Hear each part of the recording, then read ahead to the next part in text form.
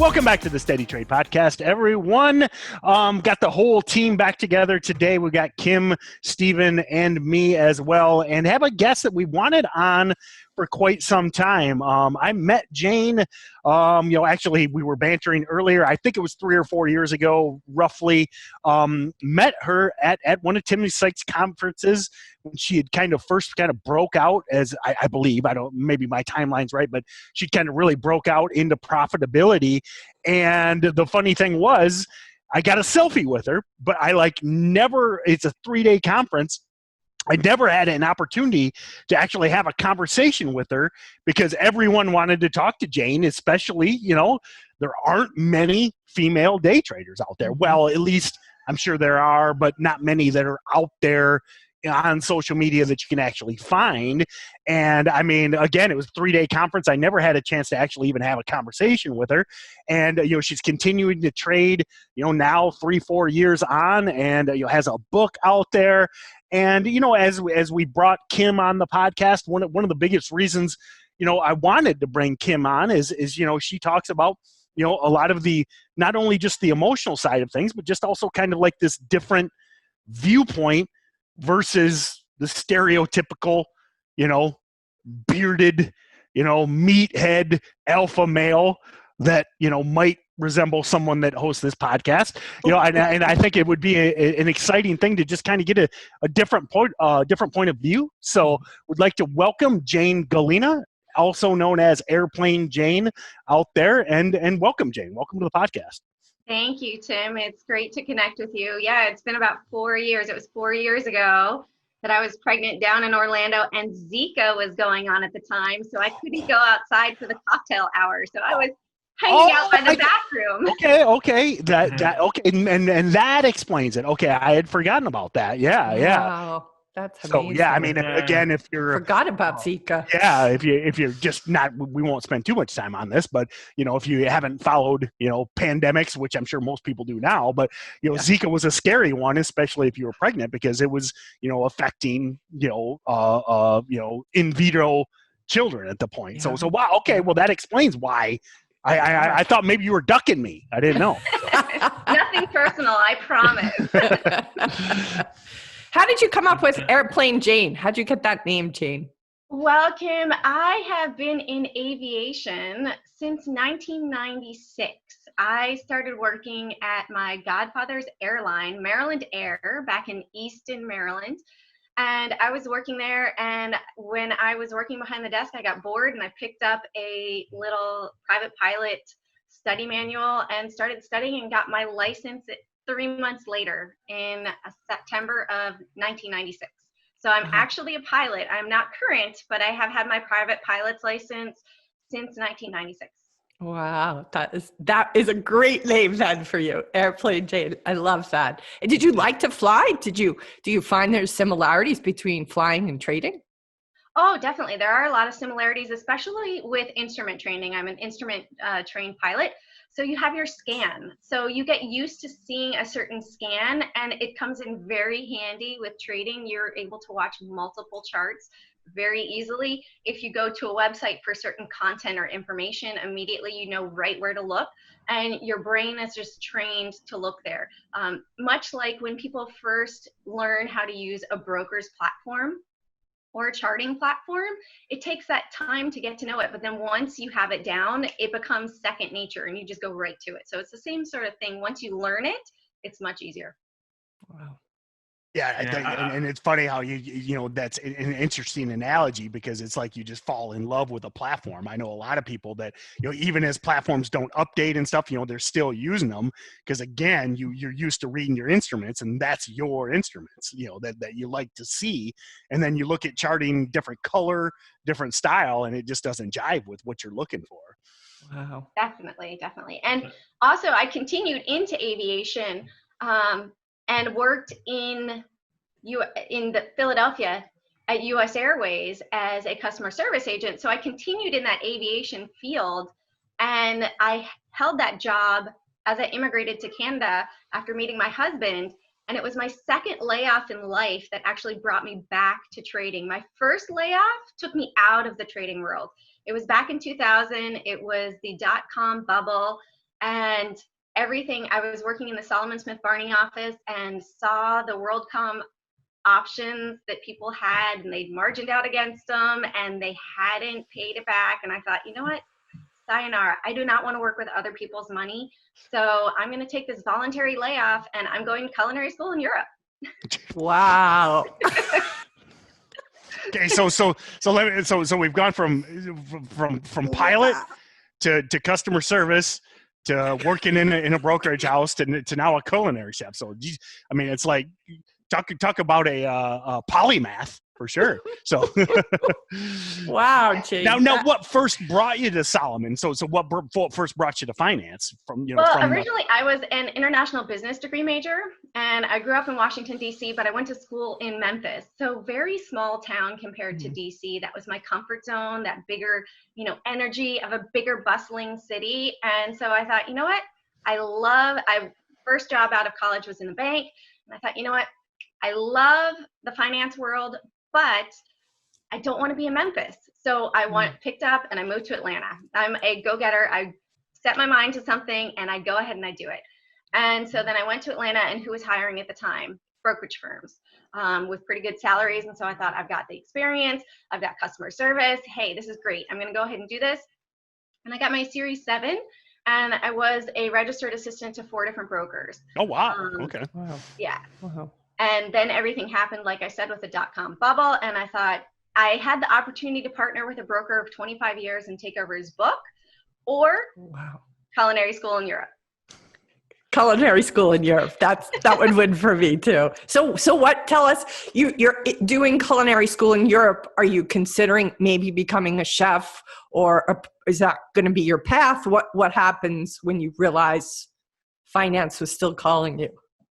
Yeah, well, what happened was I went down the path of the culinary world. I worked in the front of the house. I worked in the back of the house. I had my own wholesale pastry business. And in having your own wholesale pastry business, you have to worry about health insurance, right? As a small business owner. Well, what did I do? I got a union job where that health insurance is cheap, and I could travel the world with the airlines, right? So it was a blessing because I could dump my shifts and I could still travel the world, and I had health insurance, right? Wow. So a lot of what I've done in life is I've paid myself to be educated. I worked in banking, I worked in insurance, I worked all sorts of different hats that I wore. And it ended up that was great. Then I also fell in love with real estate. After my business was doing really well and it was a point of expanding and hiring other people. At that point in time, I was married and my husband was my partner, and he did not help me so much with the business. It was all on my shoulders, and it was just too much. It was at a growth point, and I decided to shut it down instead of expand, and went into real estate, which I loved as well, and mortgages. And then ended up meeting my now husband when I was working at the airlines. He's a pilot, and he was living in Montreal. So that brought me up to Montreal. And I continued in aviation up here, had a job right as I crossed the border, which was great. Then I found that I got pregnant. And it was my second layoff, 8 months pregnant, that brought me back to the financial world. And it was because I really wanted to be able to provide for my family. And I'd had some great trades where they were value trades, not so much day trading. I never really learned about day trading. It was always that value investor viewpoint. And that's how I found Timothy Sykes with penny stocks and learning how to day trade. And I'm always very thankful for all of his tools and instruments, because that was really my footing and how I started. It wasn't ultimately my path to be a penny stock trader, but it taught me the basics to go ahead and progress forward and find that strategy that worked for me. I'll just jump in because I've gone through a similar path to you as well. I remember I started in penny stocks and I just thought this is impossible. And then I went up to the higher price stocks and I thought I don't have the discipline to because when they break the support and resistance, I just can't let it go. And then I went back down to penny stocks and it worked. And then I've since been running well and I somehow got it. But what was your journey to learning penny stocks? Did it ever click? Does it click now? Do the same principles apply to higher stocks and lower stocks? Or are you just because I see your tickers, I see you're trading Tesla and stuff like that? For sure. Well, you know what? I think the basics do apply, but in my opinion, you're going to find more trader-driven manipulation with the lower penny stocks, and with the large cap stocks, you're looking at dark pool manipulation. Trump even tweeted about it today. Trump was saying, Wow. hey, you know what? When these big guys are saying that the market's going to go down, and yet you see that the market's going up, they're making money going against what they're sorry, saying. I'll let you finish that point, but Kim is friends with Bill Ackman, and I mean, we had a perfect example of that a month ago. Here Ackman goes on CNBC, scares the shit out of everybody that the world's going to end. Meanwhile, he's got his boys back in the office covering everything. And then a week later, he's like, oh, hey, maybe it's not that bad. Yeah. And also the media plays a big role in the large cap stocks. Today, for example, we had Powell talking. All of a sudden, we're in the worst recession since World War II, right? And many times that will go ahead, that will drop the market. Then Trump's coming out, hey, the market, maybe the market's going to go up in his tweets. Sure enough, the market bounced. And sometimes you can somewhat see the reverse psychology in the news. If somebody wants to sell 1 million shares of Apple, what do they need the general public to do? Convince them to buy it, right? Vice versa. If they want to go ahead and buy 1 million shares, oh my gosh, the world's coming to an end. Apple's going to go bankrupt. Everybody sell your shares, right? Yep. Because China demand's going to zero. They're not going to be able to ship the phones, et cetera, et cetera. Yep. Exactly. So there's always manipulation, I believe, in the market, one way or the other. To answer your question, I got a little off topic there, is that with penny stocks, for sure, you've got your support, your resistance. I found that risk management, which is number one for a trader, right? That when you look at trading a large cap stock, if you have something that's trading $50 a share a day, and you have 2 shares and it goes down $2, well, you know what? You've lost $2. If you are trading a penny stock and you still want to make that $100, but you have to buy 200 shares of it, then if it's fluctuating 10 cents, you're down $20, right? So it was looking at the risk management standpoint that if you have a higher price stock that has a higher range throughout the day, your position and risk with that position size can actually be less in trading a higher price stock, but your reward could be greater. Yeah, I call it the rule of 10. I talk about that all the time because, again, I'm mostly a penny stock guy, but I'm not afraid of, an NVAX or an mRNA, $40, $50, $60 stocks. And, when you've got an NVAX, yesterday it had $18, $20 worth of range. I mean, even if you're a small trader, you had 100 shares of NVAX, and let's say you take $10 of that $20 move. I mean, that's pretty good if you got a couple $1,000 account. So yeah, that's something I it's one thing that kind of bugs me at times when people are like, well, you can't trade low price stocks with a small account. You can if you trade the right ones, don't trade sideways stocks, so. Wow. And also get to know the personality of the stocks. Yep. Like some people will I work in a trading room as well, where there's one guy and he loves Tesla. Why? Because it has that amazing range throughout the day. And so he's like, I'm going to trade the Tesla, the shop, not so much Amazon. He doesn't like Amazon, but Tesla and shop are his favorites. And that's what he trades because he's gotten to know the personality. He knows on the charts, the resistance, the support areas, and it's easy because he's learned the personality of that stock. And that's something you can't do with penny stocks because, well, you can look for the patterns with penny stocks, but when it comes to a specific ticker, I totally agree with you. I mean, you can trade Tesla every day if you wanted, where penny stocks, they spike one day, they die the next day, and they never come back for 5 years. So now you can look at the patterns, but I 100% agree. That's what's great about the Teslas and the Shopify's is that if that's just your go-to, and you know how it moves and when it moves, you can trade Tesla every day. It has $100, sometimes has more than $100 a range. And what is this style, Tim and Jane and Stephen, called? This style that, Jane, you're doing, what is it? What would you describe it as to me, who's still learning the terms? Well, I wouldn't necessarily call it a particular style. I mean, I think that with every trader, they are going to have to go through a journey to determine what risk management works for them, what position sizing works for them, what capital can work for them. There's so many different ways to trade the market. It also depends on how much time you have in front of the computer. Are you going to swing it overnight, or does that make you feel uncomfortable where you can't sleep at night? You know, are you just going to trade the first hour and a half of the day with the most volume and you're great at that?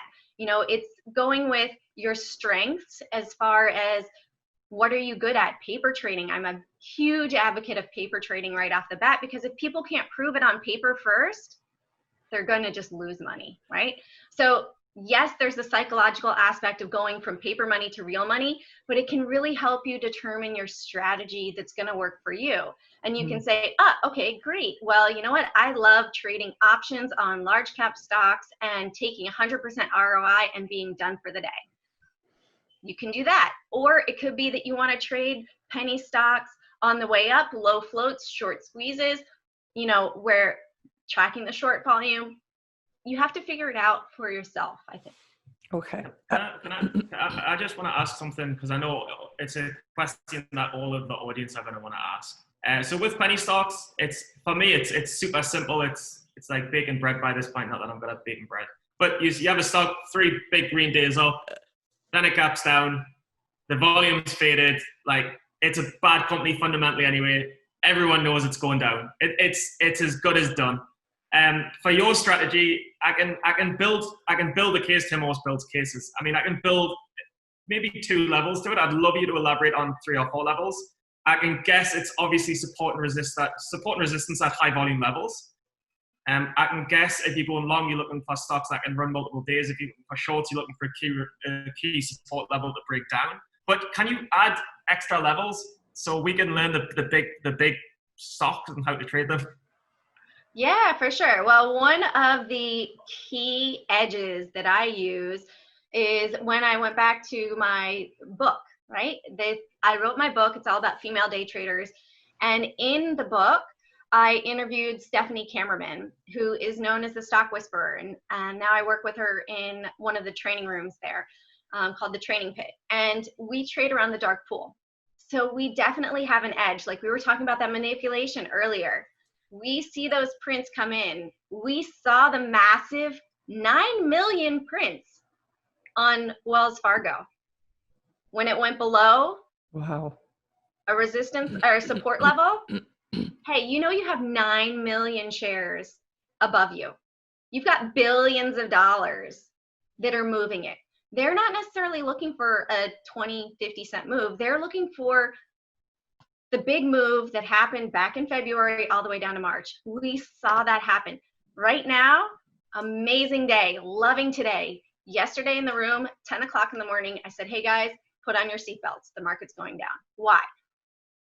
Studying the market, also using different consolidation patterns to see where that support and resistance is. Where is that volume coming in on the daily candlesticks as well? If you look back over the past 2 weeks, you'll see, all right, every time we hit 293 or we also hit the 200 EMA, we had higher volume days.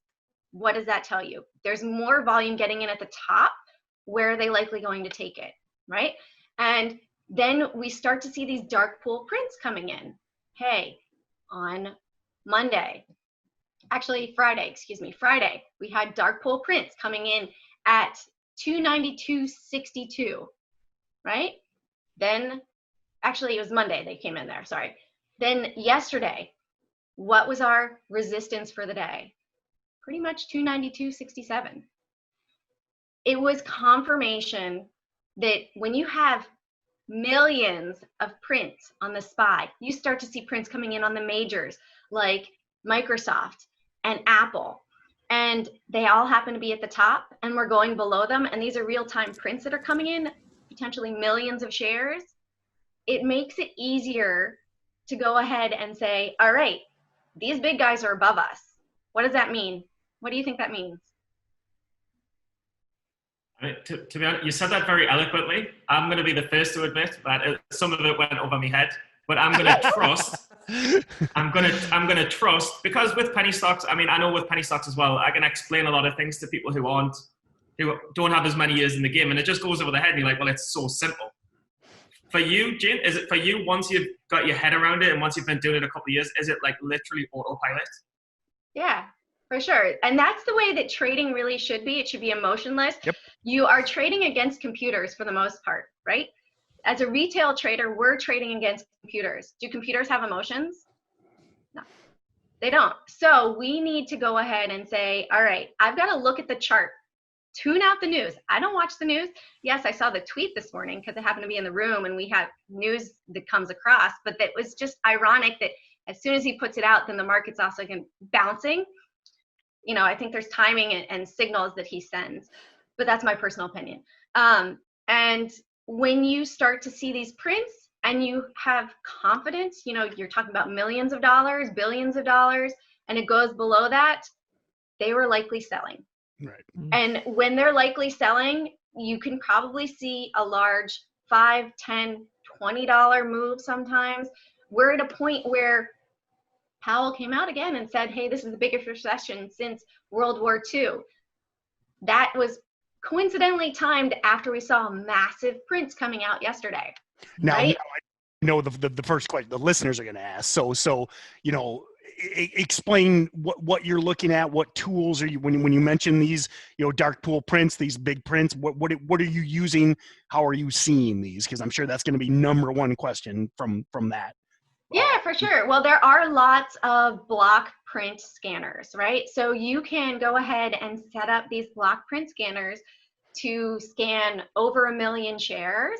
And it's going to go ahead and it's going to spit out, hey, there was 1 million shares of, just an example. Now feel free to mention tools. You know, I know we work for Stocks to Trade, but feel free to throw out tools if you. Yeah, well, I mean, we use Charles Schwab. Okay. For finding out those block trades, but that's not the only one. I mean, Fidelity also has it. NASDAQ Book Viewer has it. There's a lot of different ways to go ahead and see it, and not one necessarily is better than the other, because being someone that's outside of the US now, not everybody has access to it. And I'm sure that your audience is global. So you can, as there is a block indicator, like Trade Ideas also has a block indicator, Stocks to Trade has a block indicator, Scans has a block trade indicator. So when you set up those scans accordingly, you can start to see these and you can start to study them. And you can say, all right, well, hey, here's 1 million shares. Okay, let me give it a day or two because maybe they're not done. For example, the Wells Fargo trade had 3 to 4 days of prints. The longer the time frame for them to get into it, the bigger their position, the more likely, the bigger the move that will happen, right? So if you'd had, you know, a trade that came in on Novavax this morning and it happened to be at open and it was below it the rest of the day, likely somebody's selling. You know, it's that easy. Or vice versa. Maybe you have someone and I don't know, let me see, there's like, maybe we're looking at Beyond Meat, right? Maybe everything's down. JD. Okay, JD is up. That was on my list today. So JD is up, right? So maybe there was a block trade right at open at $48. And guess what? They took it up, they took it down. Why? Why would they possibly take it down? Because they might want to enter even more, right? Yeah. So they're going to see how low they can get into it before they take it up. Or vice versa. If they're trying to sell it, they might bounce it higher, like this morning. The dead cat bounce. It's always going to have that drop down, retracement, selling, and then further execution to the downside. Now I know you're a little short on time, but we'll do one question from each of us, and this is my question that as we move through this. So, do you think, and you mentioned your journey kind of all around the world and all these different styles, do you think? 90% of our listeners are penny stockers. Okay, they're here because they want to trade, they want to start out with low price stocks.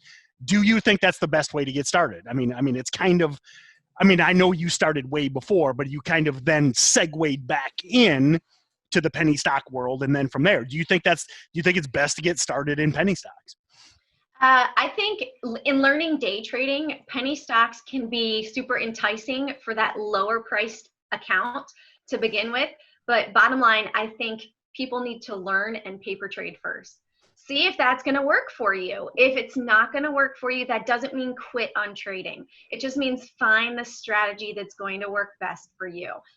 Because that didn't work, that's okay. There's so many other ways to make money in the market, and there's billions of dollars there. So it's okay. Just paper trade first and see if it works for you. See, and that's, and Stephen and I debate this the whole paper trading thing all the time. And again, I don't disagree with him.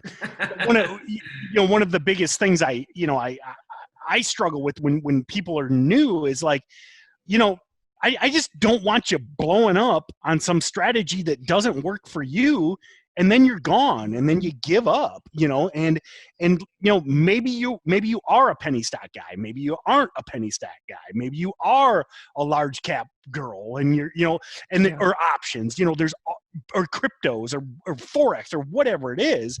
The reason I beg people to paper trade is, at least you're getting the reps in, you're putting the time in, and maybe you start in penny stocks and you blow up 4 paper trading accounts. If you're blowing up real accounts, at some point you're broke or you give up, and then you're gone and you never come back. So that's kind of, now I agree with Stephen that it's, when it comes to like, you need to ultimately at some point, the rubber needs to meet the road. But if you're a total newbie and you don't even know what your style is, please paper trade, Yeah, for sure. And I speak from experience too. I had a 6-month-old baby. I had a $6,000 account, and in 6 weeks, bye-bye, all gone. And that's when I turned to paper trading. And it was about at the 9-month mark. So that was February of 2015 that I came to day trading. And by November, after paper trading, it was like, aha, I got it. And then it was slowly positioning up, with comfort levels, being consistent, and then moving forward with larger position size. Jane, can you say that one more time? It was how many months that you were within the paper trading that you got the, clarity? Right. It was about 9 months. Okay. Maybe 8.5, 7. Yeah. But really, you also had a lot of, it's not like you were a complete noob either. Well, value trading though is very different. That's looking more at the fundamentals, not the technicals. So it took time to learn the technicals of reading a chart. Like pilots are pretty good at it, engineers, nurses that read heartbeats all the time. It's like an EKG, right? You get used to reading something, seeing a pattern. There's a lot of pattern recognition, as you were talking about, Tim, in all sorts of trading. It's not just penny stocks. That pattern recognition, the candlesticks, they do tell a story. And many times that story is driven by volume. Wow. The book, I loved your book so much because it featured, the book is called FMJ, right? Is that how I'll say the title? And this book features only women traders, guys. And I can't even tell you, I read it last night, how inspiring it was to hear the stories of women. And, Stephen and Tim have both been, encouraging me to get going. But there was something that clicked last night, just hearing that, I think you need to see people like yourself, right? You need to see somebody that looks like you, acts like you, before you have a certain level of courage. And so I'm curious, just from this perspective of you being, one of very few in this industry, what do you see that women, what's the edge that women have? Just because I'm a woman, I can't help but ask, like, what's the edge that you think women maybe have in this business that men just don't have? And then we'll talk about men's edge, but I'm just curious because, I'm looking for what I need to get the guts up to go forward. So. For sure. And Kim, thank you so much, because that's the whole reason why I wrote the book, was because when I was starting out, I was looking for a book like that to inspire me to move forward. And it came from reading Market Wizards and Momo Traders. Those are my inspirations in creating that book, and not finding one about women. So that it's great that you picked up on all of that. And I think for women, it's probably there's that hesitation in going forward, but at the same time, less risk averse, meaning that we will take that risk management more into consideration and looking at the risk first, which is where all traders need to start from, because any successful trade is going to be looking at that risk management and the trading plan before you get into the trade. You can hear it. So you're not supposed to start out with how much you're going to make. I thought that was always the first part. Yeah. I always thought you just start with it. Well, I could make $1,000 on this, and I'll worry about how much I'll risk later. Yeah. When I'm upside down, when I'm sideways or upside down on this trade, then I'll start thinking about risk. You guys knocking at the door for the rent money. Exactly. You don't ever want to be in that situation. So if you guys were going on a road trip, right? I like to bring this analogy to it. You're going on a road trip. Maybe the night before, you're going to drive up or down the east or west coast, right? You're going to map out the roads you're going to take.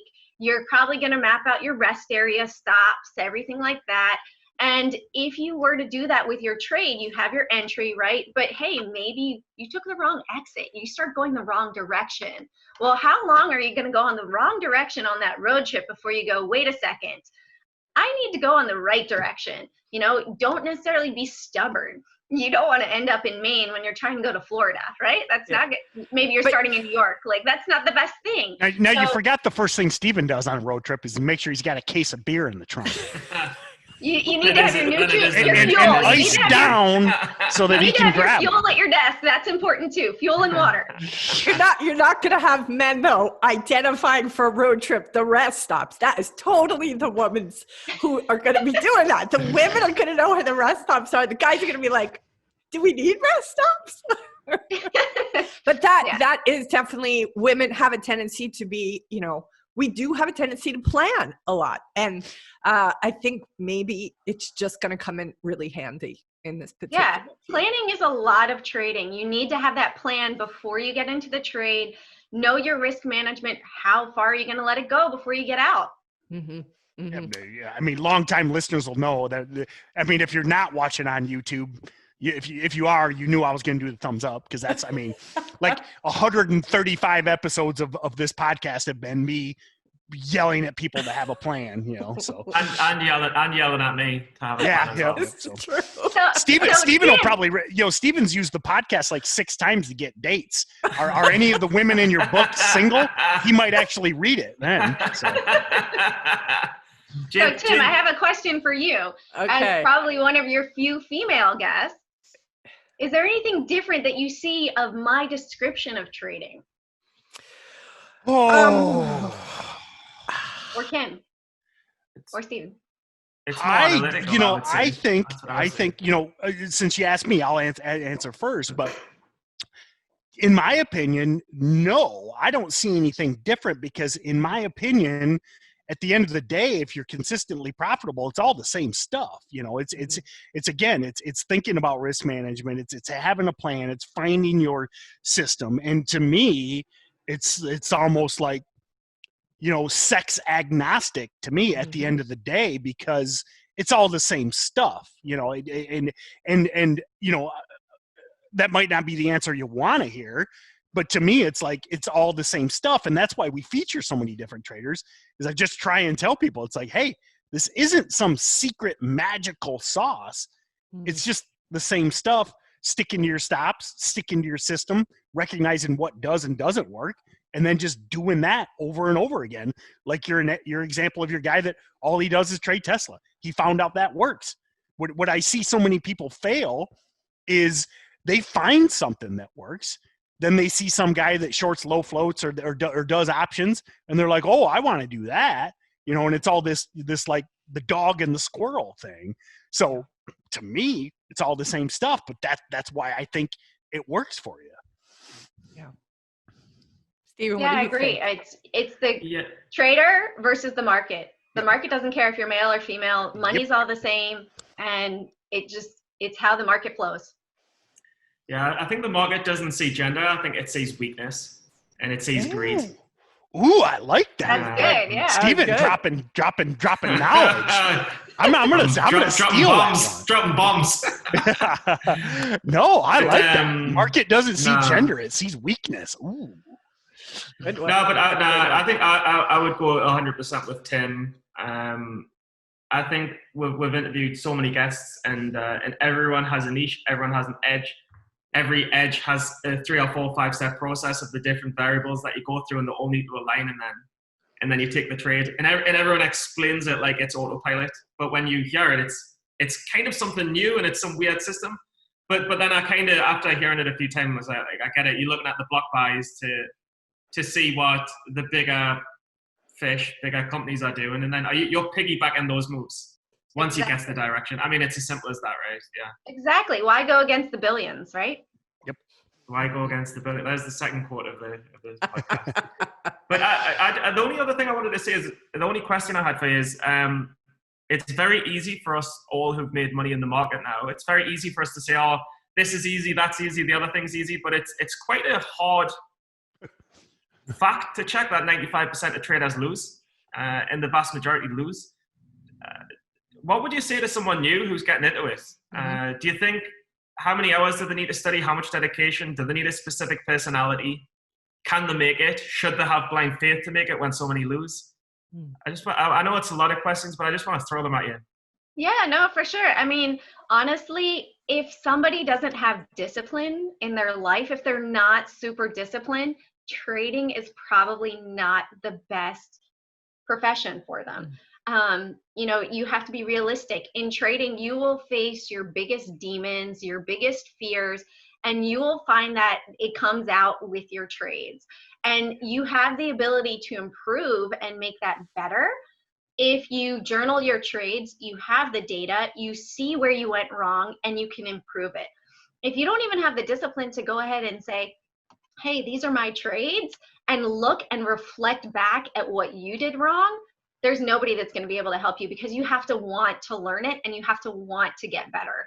If you are going to go ahead and blow up accounts left, right, and center, switching techniques, going low float, going caps, large caps, going options, crypto, forex, it doesn't matter if you're not willing to take that time and be disciplined to learn it. Because if you're not going, you can have that desire, but if you're just going to be a sheep following somebody else, it's not for you. It's going to be much better if you learn it for yourself. And then it's like, what's the saying? You can teach a man how to fish and he'll eat for life, right? Yeah. So if you take that time to learn it, hey, you're going to love it. And you have to be passionate about it, because it's not necessarily going to be for everybody, but you have the ability to learn it. You can do anything you set your mind to. I've run 4 different marathons. I pilot. I speak 4 different languages. Like, you can do anything you put your mind to. It's a matter of how badly you want to make it happen. Yeah, that tracking and that discipline is, again, something we talk about all the time. I mean, yesterday I get this guy. I can't remember I think it might have been Crex or something. He loses on a trade, and he DMs me on Twitter and is like, "Hey, I lost on this trade. Will you tell me what I did wrong?" And I'm like, "Yeah, send me an annotated chart with your entries and your exits and what your thesis was." I never hear from him. It's like, well, dude, what do you want me? What do you want me to do? If you're not even going to take the time to mark up a chart, and it's just like, and just people, it's always that easy way out, and they don't want to track their trades. And it's like, there's, I'm losing. Okay, send me a spreadsheet. Send me this stuff, and they never do. It's like that they want the fish, but they don't want to learn how to fish. So. Exactly. Yeah. They want to go to the grocery store. They don't want to actually go to the pond and fish it for themselves. That's good. You're saying that too. Now Tim is the hunter, so he's got a nice couple of refrigerators filled. Hey, I'm not worried about. Everybody's freaking out about meat shortages, man. I got 13 whitetail in the freezer. I'm not worried about that. Venison chili. All right.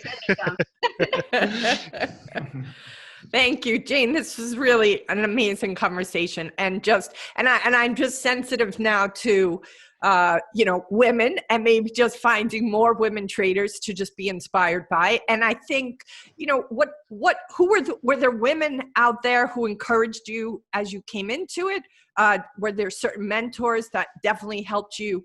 I feel like your personality nothing was going to stop you anyway, right? You had already been courageous enough to become a pilot and to go down a whole nother path of culinary. So I'm kind of curious, though, was there times when you felt a little stuck or worried or any kind of imposter syndrome, like, who am I to do this? Well, for me, I think it was a matter of, I'm going to do it. Like you said, I'm going to prove it to myself and everybody else that there's no reason why a woman cannot do this. And there's some great women out there. There's even more now. There's Anne-Marie Baird. I don't know if you've heard of Mandy Johnny. She's in Australia. She teaches people a lot about performance as well and helping unlock the blockages in their brains of why they're not moving forward. You know, hey, what were you doing? There's also Mish Snyder. She's great as well. Stephanie Cameron. There's so many out there now. I've also connected with a bunch of them in hosting an annual webinar, an annual seminar as well. I always like to have 50-50 female and male representation because there's no reason why there can't be more women out in the public with this. I feel like, you know, maybe sometimes the trolls on the internet can be a little harsh, but you know what? That's okay. If you're going to put yourself out there, it's going to come. If you have haters, that means that they're jealous of something that you did. That's right. That's right. It's an excellent point. Stephen, any other last questions? No, it was just awesome. It was awesome having you on because obviously I've been on and off following you for 4 years, and you were pretty much one of the first traders that I kind of saw on Twitter when I was learning, other than Tim Sykes and stuff like that. So it's just nice to meet you after so many years. Awesome. Well, thank you. Great to meet you. Really inspiring. Well, again, I would thank you again, Jane. Again, I missed out on having that conversation with you at Sykes there a couple of years ago, and I Googled the book. I haven't read it yet, but I will. I liked the FMJ analogy, which I won't say to censor, but oddly enough, as a big believer in simulation theory, Full Metal Jacket is one of my top 2 favorite movies. Weird. Big Stanley Kubrick fan. But anyway, thank you, Jane. Definitely we'll link. So remember, everyone, if you're listening on iTunes, if you're on YouTube, head over to steadytrade.com. We'll link to Jane's book. We'll link to her social media so you can check it out. And I think the biggest takeaway. 2 biggest takeaways from Jane, and I wholeheartedly believe, is anyone can do this. Age, sex, race, whatever it is, I think anyone can do this if you're passionate about it and you're diligent and you really, really want it. And if this is your first episode of the podcast, you might not have heard me say this, but you can't be in this for the money. I mean, if you're just like, I want money, it's probably the wrong thing for you. If you're passionate, and you can see Jane light up when she's talking about these block trades and looking at these things and interpreting it. I mean, you feel it, or you hear it. And if that's you, if you love it that much, anyone can do it. You can do it. So thank you again, everyone. Thanks, Jane. Thanks, Stephen. Thanks, Kim. And we'll see you next time on the Steady Trade Podcast.